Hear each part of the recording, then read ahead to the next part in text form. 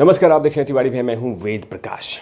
जावेद अख्तर गीतकार, लेखक, ये दोनों काम करते हैं जावेद अख्तर। लेकिन फिलहाल इन्होंने एक ऐसा बयान दिया है कि पूरी तरह से लोग इन पे थुथुआ रहे हैं, जूते चप्पल चला रहे हैं। इन्होंने बयान दिया है कि आरएसएस और तालिबान एक ही मानसिकता के हैं, एक ही मानसिकता के। ये जावेद अख्तर ने कहा है कि आरएसएस एक संगठन है जो भारत में चलता है, लोगों की सेवा करता है। उसी के स्कूल से, उसी के संगठन से निकला हुआ देश का प्रधानमंत्री नरेंद्र मोदी है। साथ में बहुत सारे ऐसे मिनिस्टर हैं जो लगातार देश की सेवा कर रहे हैं आरएसएस से।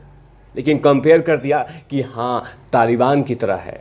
मैं पूछ रहा हूँ जावेद अख्तर से कि जावेद अख्तर ये बताइए कि कौन से आरएसएस के लोगों ने किसी व्यक्ति के हाथ काटे हैं, कौन से आरएसएस के लोगों ने कोड़े मारे हैं, कौन से आरएसएस के लोगों ने पत्थरबाजी किया है, कौन से आरएसएस के लोगों ने महिलाओं को बीच सड़क पे रख के पत्थरबाजी किया है। कौन से आरएसएस के लोगों ने, कौन से? आपको पता है लेकिन नहीं पता है। लेकिन हाँ, देश का विरोध करते करते, प्रधानमंत्री मोदी का विरोध करते करते आप लोग कहाँ चले जाते हैं, किसी को कुछ नहीं पता चलता है। और आपने कंपेयर कर दिया कि तालिबान और आरएसएस एक ही संगठन है। जावेद अख्तर, आपको यह पता है कि आरएसएस ने इस कोरोना काल में कितने लोगों की सेवा की?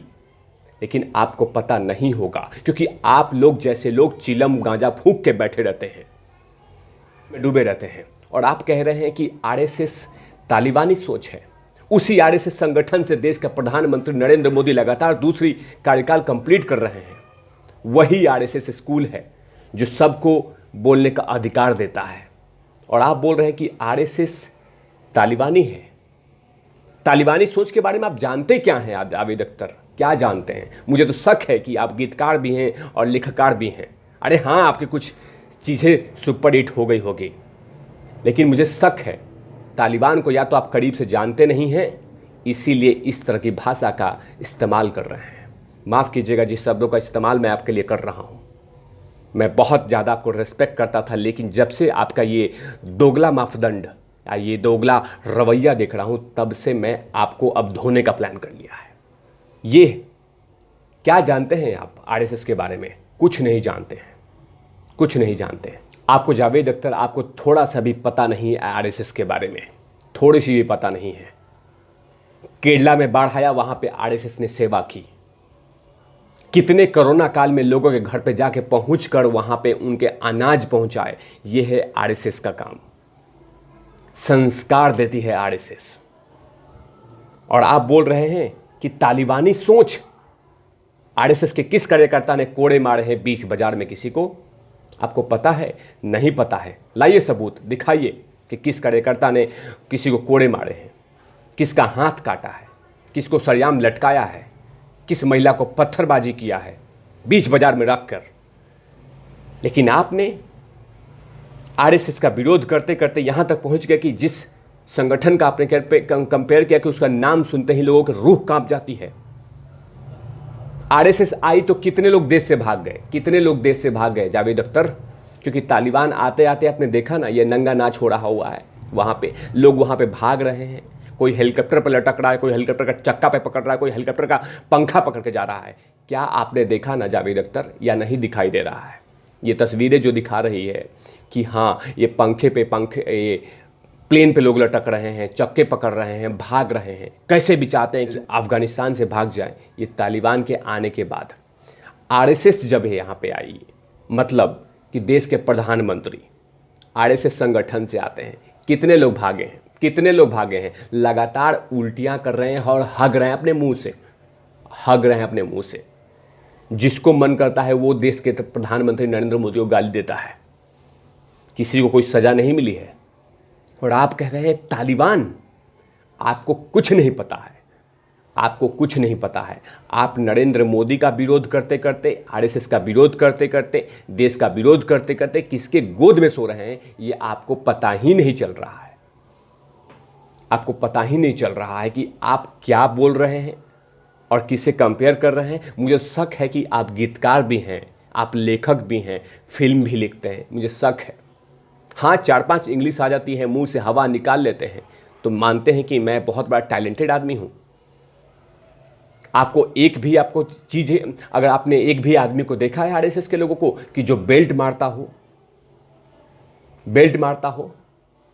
हाथ काटा हो, सरेआम लोगों को गोलियों से भून दिया हो? कहां देखा है आपने? देखा है या तो आप देखते नहीं हो या देखते हो। आपने देखा है? नहीं देखा होगा, नहीं देखा हो, ये सब चीजें नहीं दिखाई देगी। लेकिन जो आरएसएस सेवा करती है, जो त्याग देती है, वो तमाम चीज़ें आपको दिखते ही नहीं है। आज दिखती भी होगी तो आप नहीं देखने का नाटक कर रहे होंगे। और आपने कंपेयर कर दिया कि हाँ, आरएसएस और तालिबान एक ही संगठन है, एक ही है। आप नहीं जानते हैं। त्याग बलिदान के बारे में आपको पता कैसे होगा? मुंबई में विराजमान अपने बेटे चिलगोजों के साथ तमाम लोगों के साथ चिलम गांजा फूंकते रहते हो आप लोग, और आपने कंपेयर कर दिया आरएसएस और तालिबान आरएसएस। एक बार अगर दम है तो अपने परिवार के साथ जाके 20-25 दिन तालिबान में रह के गुजारिए और वहां पे देखिए उनकी आबो हवा को। तालिबान बोल रहा हूं, तालिबान में गुजारिए, तालिबान जिस संगठन के बारे में बोल रहे हैं उसके साथ गुजारिए, जाइए, अब पता चल जाएगा कि कितनी आबो हवा वहाँ की अच्छी है। विजिट कर लीजिए। देश के प्रधानमंत्री नरेंद्र मोदी को बोलिए कि हाँ, मुझे वीज़ा दे दे अफगानिस्तान के लिए, मैं जाके तालिबान संगठनों के साथ बैठ के 20-25 दिन रहूँगा अपने परिवार के साथ, अपनी वो बहू होने वाली उसके साथ, अपने बेटवा के साथ जाइए, अपने मेहरारू के साथ जाइए, अपनी पत्नी के साथ। अब वहाँ पे रह के आइए, अब वहाँ के फीलिंग को लेके आइए और यहाँ पे एक्सप्लेन कीजिए। जाइए वहाँ पे। आपको दिखाई नहीं दे रहा है ना कि वहाँ पे क्या चल रहा है? और उनके अतीत के बारे में नहीं पता है ना, अतीत के बारे में नहीं पता है। अतीत के बारे में जिस दिन पता हो जाएगा ना, पतलून गीली हो जाएगी, गीली। लेकिन आपको नरेंद्र मोदी का विरोध करना है, आरएसएस का विरोध करना है, तो किसी भी आतंकवादी संगठन के गोद में बैठ जाओ, भले चाहे कुछ भी हो। खुश तो कर दिया ना, कंपेयर तो कर दिया ना।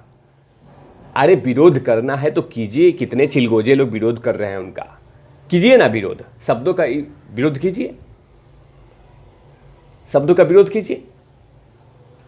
लेकिन आप बड़बोलेपन का रिकॉर्ड तोड़ते हुए सीधा बोल दिया कि आरएसएस तालिबान संगठन की जैसा है। हजारों ऐसे ऑफिसर्स हैं जो लगातार सेवा कर रहे हैं, अब वो आरएसएस बैकग्राउंड से आते हैं, आरएसएस बैकग्राउंड से आते हैं, संस्कार देते हैं, लेकिन आपको पता ही कहाँ है। अरे ठीक से आपने एक बार आरएसएस के पन्नों को उठा के पढ़ लेते, ठीक से खाली पढ़ लेते या देख लेते आप। लेकिन आपने तो वो भी नहीं किया, क्योंकि आप अपने नशे में चूर होके इस तरह के बयान दे रहे हैं।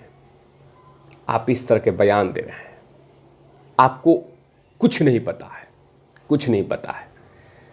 आपका ये हो चुका है कि जिस तरह से आपका उम्र घट रहा है, वैसी आपकी मानसिकता और सोच भी घट रही है, सोच भी घट रही है। अगर आरएसएस तालिबान होता तो जो नरेंद्र मोदी को बोलने वाले लोग होते उनके जुबान कब की कटवा दी जाती।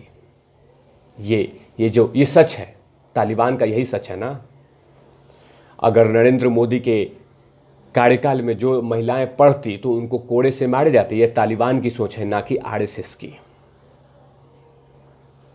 अगर वहाँ कोई प्रेमी या लव कपल्स अगर कहीं भाग जाते, अगर तालिबान में भाग जाते, तो देश की पूरी दुनिया जानती है कि उनको ज़मीन पे बैठा के पत्थरबाजी किया जाता है, उनको मारा जाता है। क्या कभी प्रधानमंत्री नरेंद्र मोदी के कार्यकाल में कहीं पे हुआ क्या? लेकिन आपको समझ में नहीं आएगा। लेकिन फिलहाल बीजेपी के नेता ने चेतावनी दे दी है कि आपकी फिल्मों को रिलीज नहीं करने देंगे। चाहे आप कितना भी कोशिश कर लीजिए, आपके फिल्मों को रिलीज नहीं होने देंगे। और आप जब तक हाथ जोड़ के माफ़ी नहीं मांग लेते, तब तक आपको हम ऐसे सवाल पूछते रहेंगे कि आखिर आप माफ़ी कब मांगेंगे। आज जाहिर सी बात है, माफ़ी मांगना चाहिए। आपको नहीं पता है, बार बार बोल रहा हूँ, मिस्टर जावेद अख्तर, कुछ नहीं पता है। शक है कि आप गीतकार और लेखकार हैं या नहीं। ऐसे तमाम खबरों के लिए आप देखते रहिए तिवारी भाई। मैं हूँ वेद प्रकाश। कैमरामैन धूल लाठी के साथ ओवर एंड आउट लवीज।